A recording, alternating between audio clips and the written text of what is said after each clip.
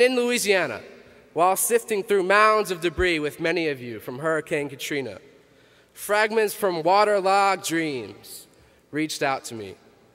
Toys, notebooks, and a certificate of achievement for a 6-year-old boy. His home destroyed, his community shattered by a hurricane, like that pane of glass covering his certificate of achievement. I wondered how this boy would achieve from now on. I wondered that if my neighborhood was affected like his, how could he achieve, and would I still be standing here with all of you today? What can I do, I wondered, and in fact, what can all of us do for this boy and for the thousands like him who must every day bear the misanthropic winds of misfortune? You see, I have come to realize that this boy is not alone. I have come to realize that this boy and so many of our peers in Asia, Africa, and even down the street in Raleigh would do anything to be with us here today.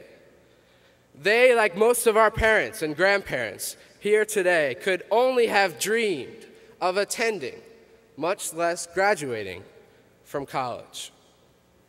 You know, nearly a century ago, my own great-grandparents landed in what was known as the shores of liberty, their backs to religious persecution and their eyes on starting anew in a foreign land. Like so many others, my immigrant ancestors held the selfless belief that if not them, then their children or grandchildren would achieve a great education in a welcoming nation. So today, whether you are a first-generation American or a descendant of immigrants, whether you have the urban background that I do or the rural upbringing of so many others, whether you can build homes as an engineer for an impoverished family in North Carolina, or counsel orphan children as a sociologist in South Africa. Today, we are members of a global neighborhood where there exists great opportunity and yet great inequity.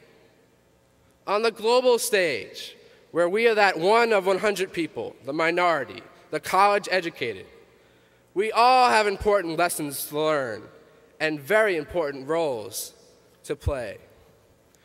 You know, just recently, while studying abroad in Botswana, a small country the size of Texas in southern Africa, I met a wise-eyed man who told me, "Moto ka moto, bato ka bato."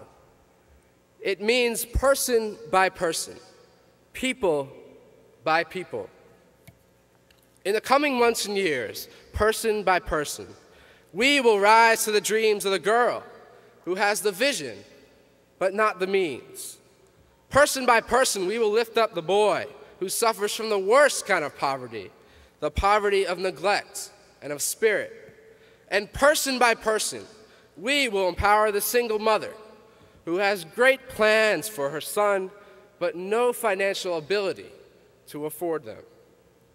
As the newest collective link in a pack of thousands of alumni, and as vital resources to one another in a smaller but more complex and challenging world, we will not be still. Because over the past few years, we were moved by tragedy, unfettered by inspiration, and uprooted by controversy. Now, today, in this moment, on this ground, we move forward. We move forward free from the manacles of those who say we are too young, free from those who say it is too soon, that the world is too vast, the problems too great. We move forward from the nurturing shadow of our student lives into a brilliant sunlight where we will continue to serve the most needy Americans and people across the world, just like that 6-year-old boy in Louisiana, his home and his community in ruin.